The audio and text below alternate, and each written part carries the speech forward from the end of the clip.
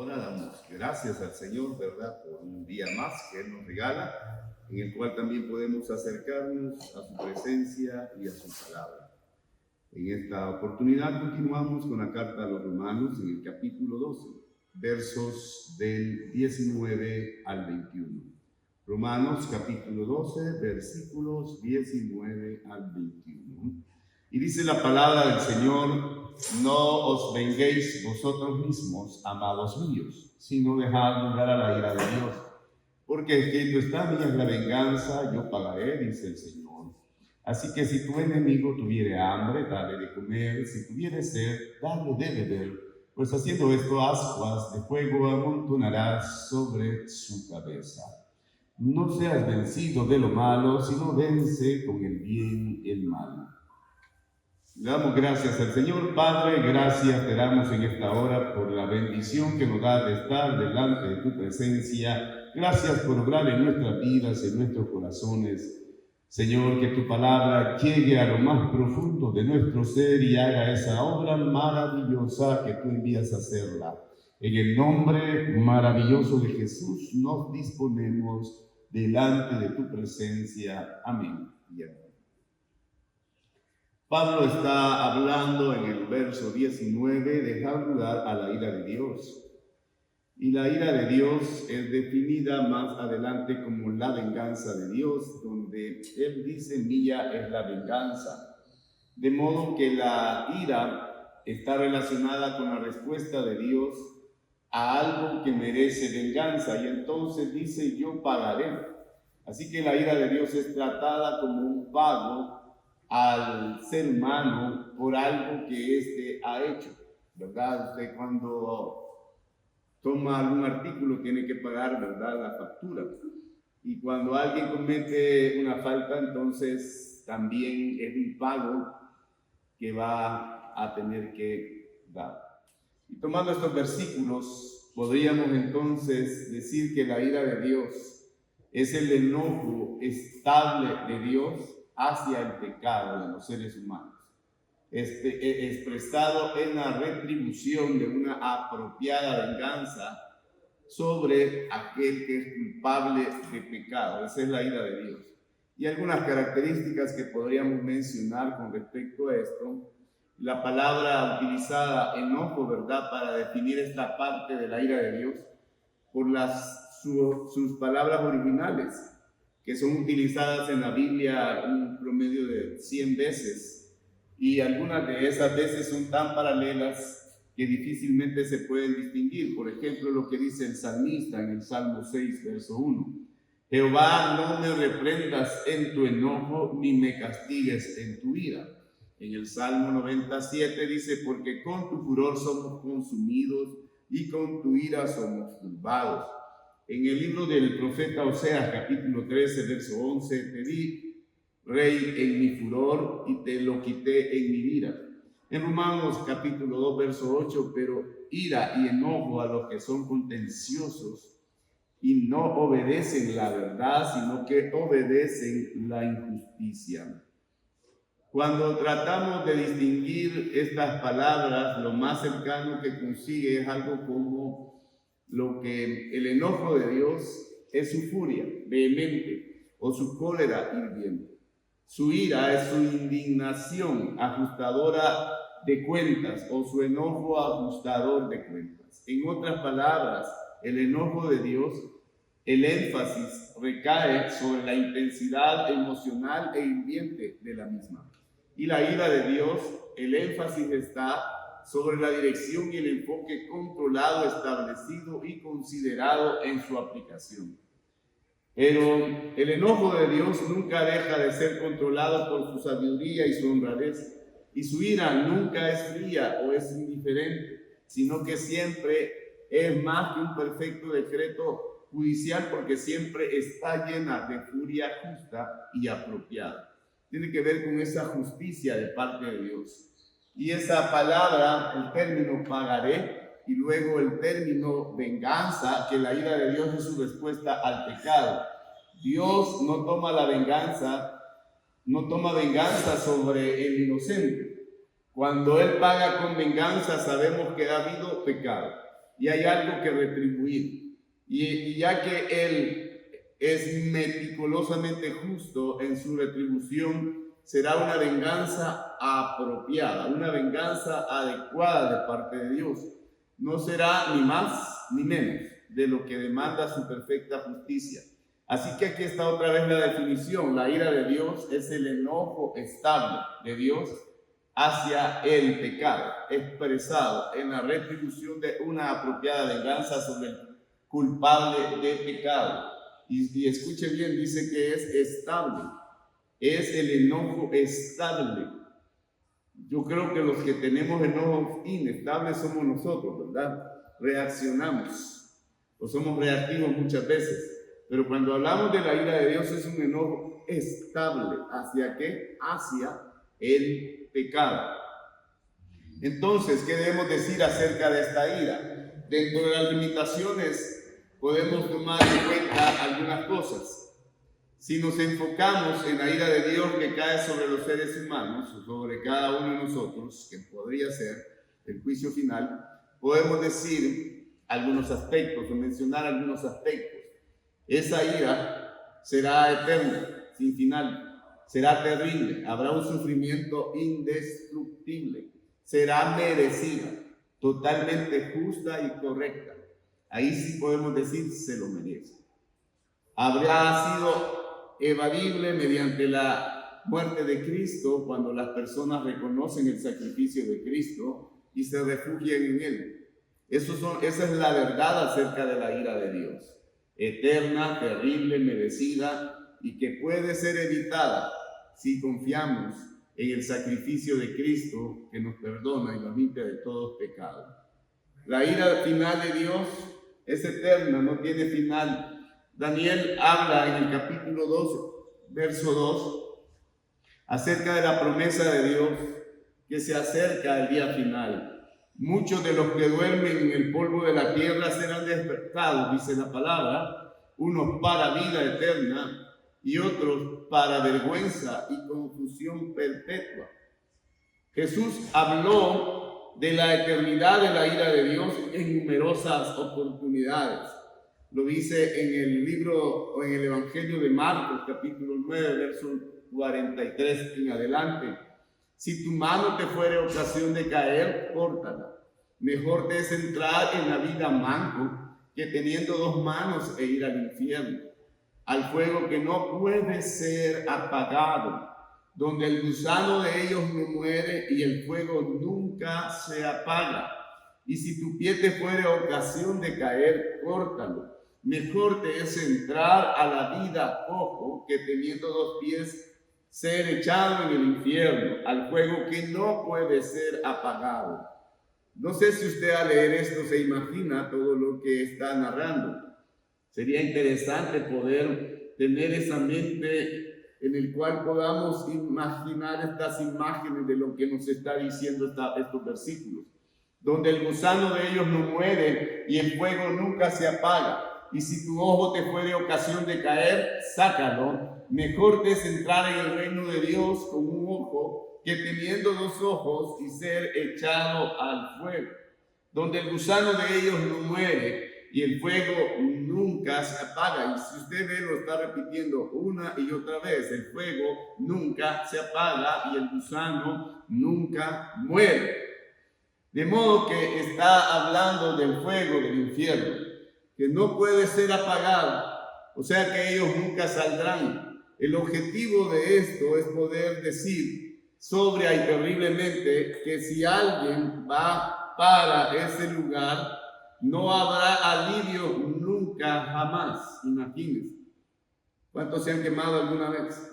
Amén. Especialmente los que cocinan, ¿verdad? O algunos cuando están planchando se agarran la plancha de donde no deben y se queman.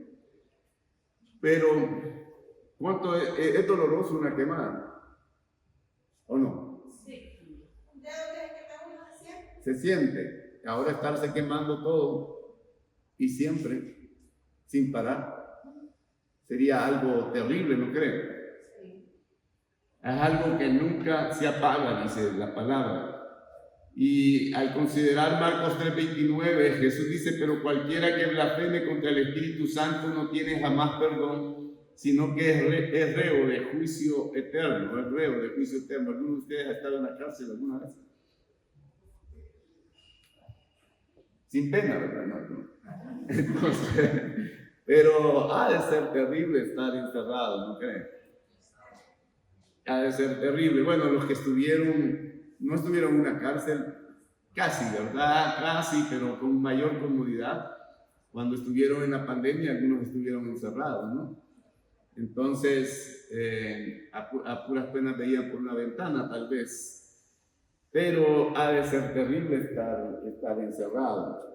O aquellos que se han quedado atrapados en un ascensor por unos minutos, sienten algo eterno. Imagínense estar toda la eternidad así. Y esta es una declaración sorprendente que descarta todos aquellos pensamientos universales que dicen que aún existe un infierno. Un día se vaciará después de todas las personas que hayan sufrido lo suficiente, eso creen algunos, ¿verdad? Y otros que dicen que aquí tenemos el cielo y el infierno en la tierra, no, pero eso no es así. Lo que la Biblia declara es algo totalmente diferente. Aquí hay sufrimiento porque la palabra de Dios dice que en el mundo tendréis aflicciones, pero eso no se compara con ese infierno eterno. Está aquí, hermano. Jesús no dijo, él dijo que hay pecado para el cual nunca habrá perdón. Y hay personas que nunca serán salvas, están perdidas eternamente. En Mateo capítulo 25 habla acerca de la parábola del pastor y las ovejas.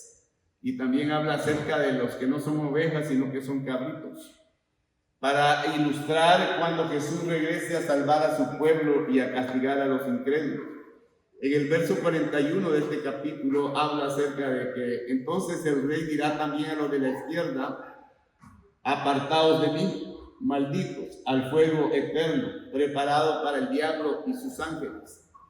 Y para dejar claro cómo el agua, esto, ¿verdad? Que eterno significa para siempre. Amén, hermano. Y en el verso 46 dice: e irán estos al castigo eterno, y los justos a la vida eterna. Y usted está viendo que está utilizando el mismo término tanto para castigo como para vida. Castigo eterno, vida eterna. O sea, no es algo momentáneo, no es algo que va a pasar de aquí a unos cuantos minutos, horas, meses, días o años, sino que es algo que está hablando de una eternidad.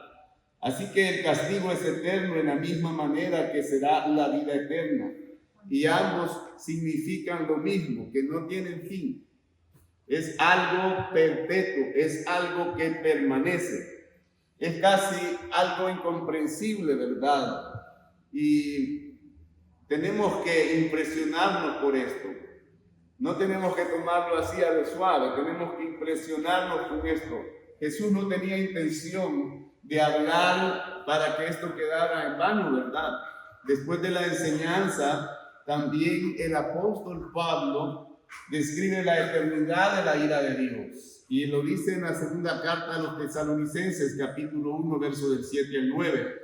Cuando se manifieste el Señor Jesús desde el cielo con los ángeles de su poder, en llama de fuego, para dar retribución a los que no conocieron a Dios, ni obedecen al evangelio de nuestro Señor Jesucristo, los cuales sufrirán pena de eterna perdición, excluidos de la presencia del Señor y de la gloria de su poder.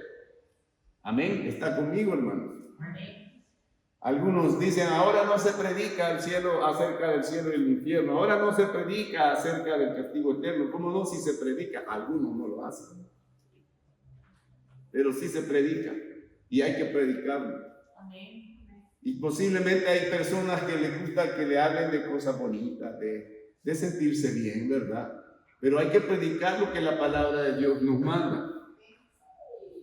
Habla de destrucción y no quiere decir exterminio o manipulación, tanto como la destrucción de un ejército enemigo.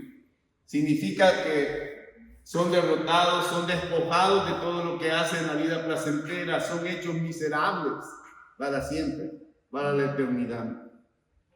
Y el apóstol Juan, que es llamado el apóstol del amor, ¿verdad? El apóstol Juan, nos dice en Juan 3:16, utilizando un lenguaje fuerte para la eterna duración de la ira de Dios, y el humo de su tormento sube por los siglos de los siglos y no tiene reposo de día y de noche, lo que dice Apocalipsis, ¿verdad? Y el humo de ella sube por los siglos de los siglos. Y estas son las frases más fuertes que describen la eternidad. El humo sube por los siglos de los siglos. Imagínense ese humo saliendo y saliendo y saliendo y saliendo y saliendo y nunca se termina. ¿Está conmigo?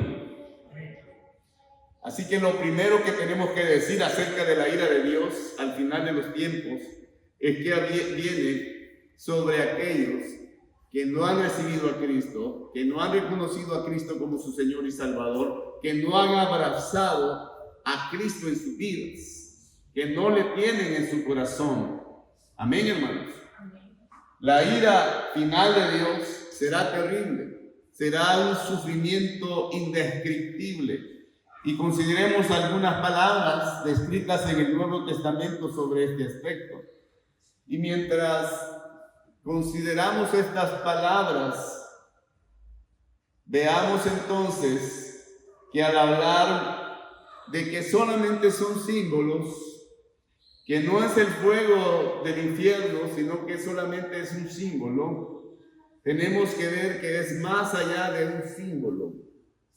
Las personas usan los símbolos de horror porque la realidad es menos horrible, según ellos. Pero la realidad es más horrible que los símbolos. No sé si me puedo explicar.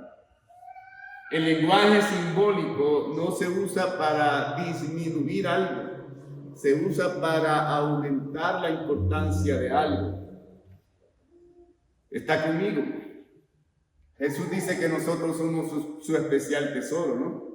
Que somos la niña de sus ojos.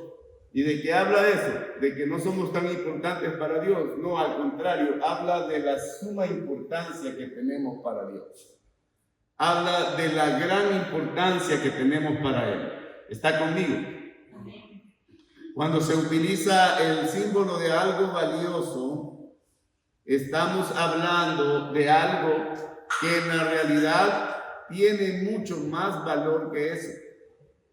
Si a usted alguien le dice, tú eres un diamante precioso, le está diciendo que, no le está diciendo que es igual al diamante, sino le está diciendo todavía que es mejor que ese diamante. ¿Está conmigo? Amén. Cuando entonces se utilizan estos símbolos para hablar del fuego del infierno, no está tratando de disminuir lo que en sí es el infierno. Amén.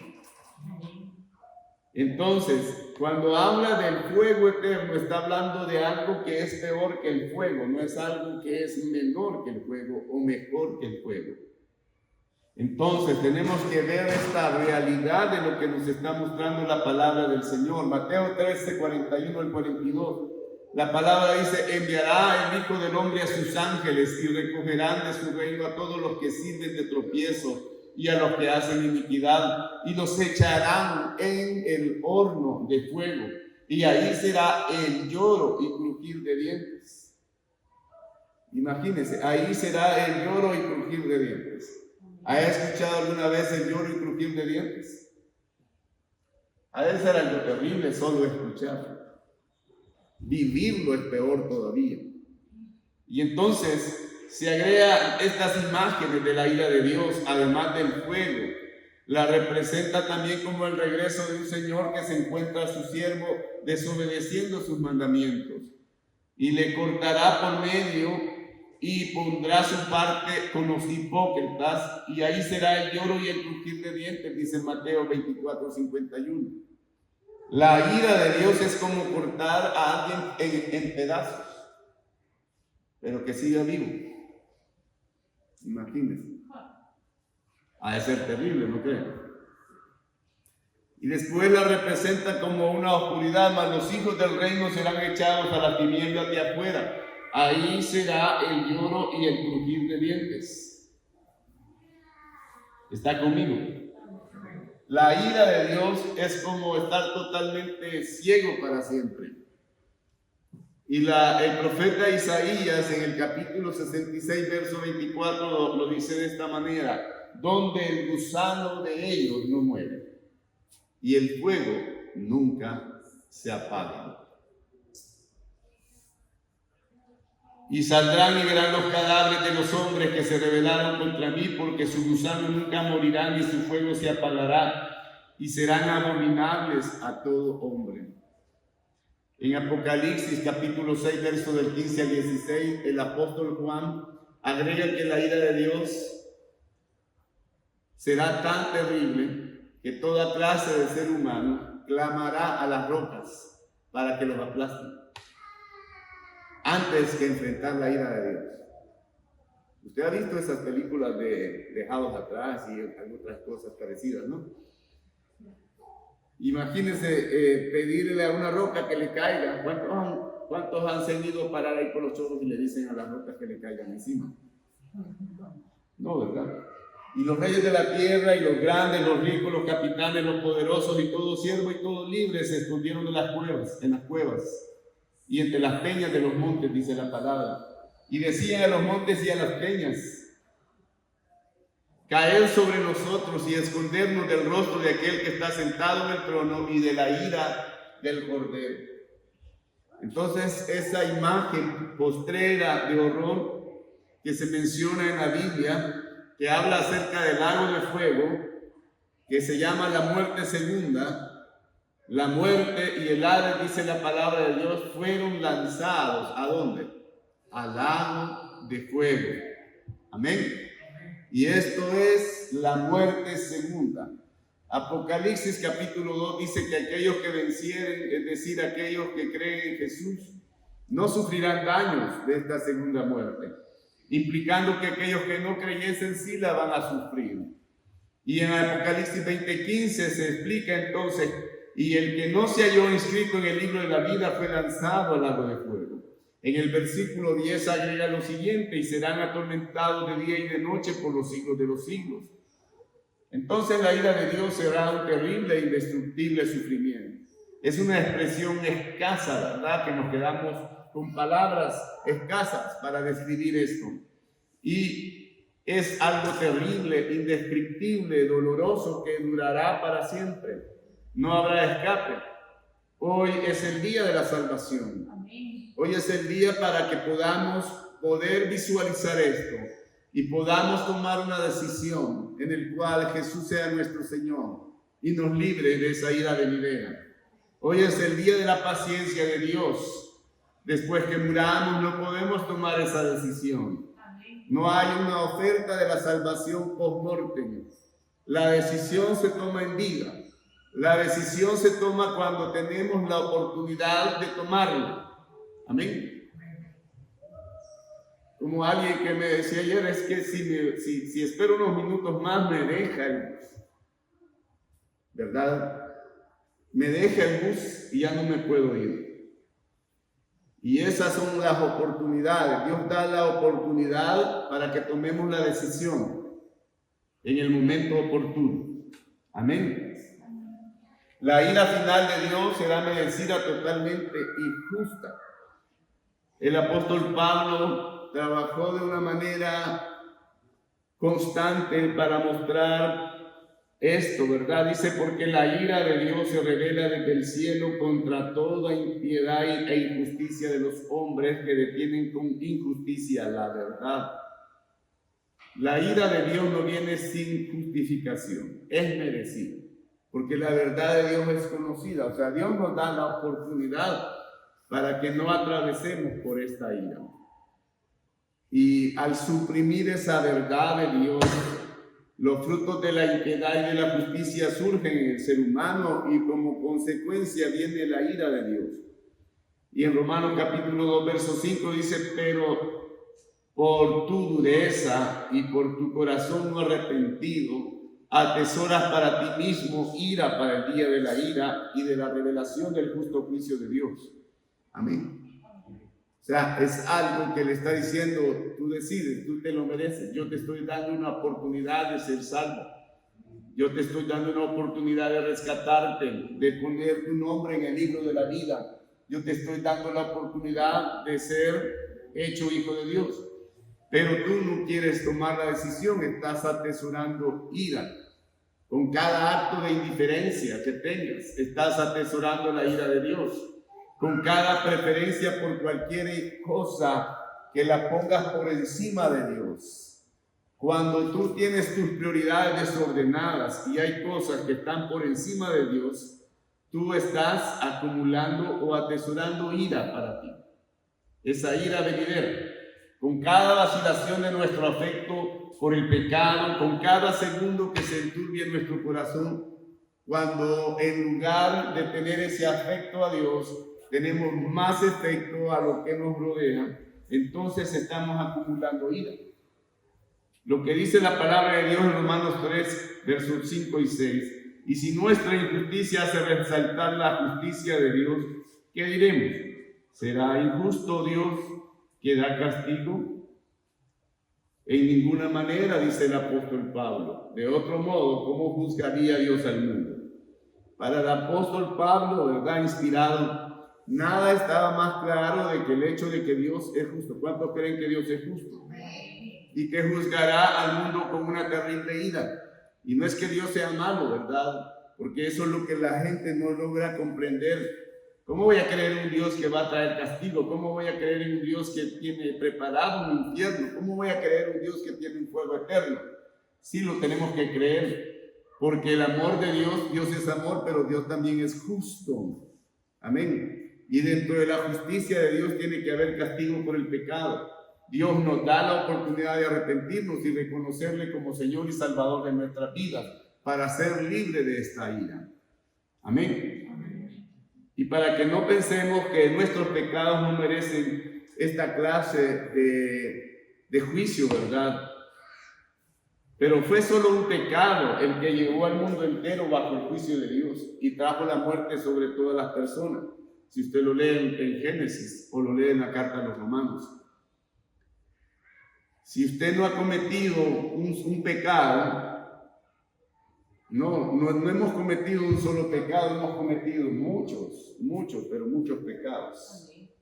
Santiago capítulo 2 dice, verso 10, porque cualquiera que guardare toda la ley pero ofendiere en un punto, se hace culpable de todos. Imagínense. En un punto que falle, se hace culpable de todos. Es como que a usted le pongan un examen y le diga para tener la nota, usted tiene que responder afirmativamente o correctamente todas las preguntas. Si falla en una respuesta, usted tiene 0. ¿Está conmigo? Y aquí está diciendo que cualquier pecado que cometamos o cualquier falta hace que seamos culpables de todo. ¿Está conmigo, hermano? Así que no hay alguien que sea más bueno que otro. Cometemos diferentes clases de pecados cada uno. Así que no hemos pecado una sola vez, hemos pecado varias veces. Cada pecado lleva en sí mismo el rompimiento completo de la ley de Dios. Gálatas capítulo 3, verso 10 dice, porque todos los que dependen de las obras de la ley están bajo la maldición, pues escrito está, maldito todo aquel que no permaneciera en todas las cosas escritas en el libro de la ley para hacerlas. La ira de la maldición de Dios cae sobre nosotros, no por no obedecer, ¿verdad?, lo que está escrito, lo que ha sido ordenado de parte de Dios. Una falla lo que hace es traer la maldición sobre nuestras vidas. Considere cualquier ofensa, cualquier deshonor al Dios infinitamente honorable, infinitamente valioso, poderoso, majestuoso, es una ofensa infinita y un deshonor infinito contra Dios. Por tanto, también hay un castigo infinito que es merecido. Amén, hermano. Entonces, ¿cuán importante es esto? ¿Cuán preciado debemos tener estos principios que nos muestran?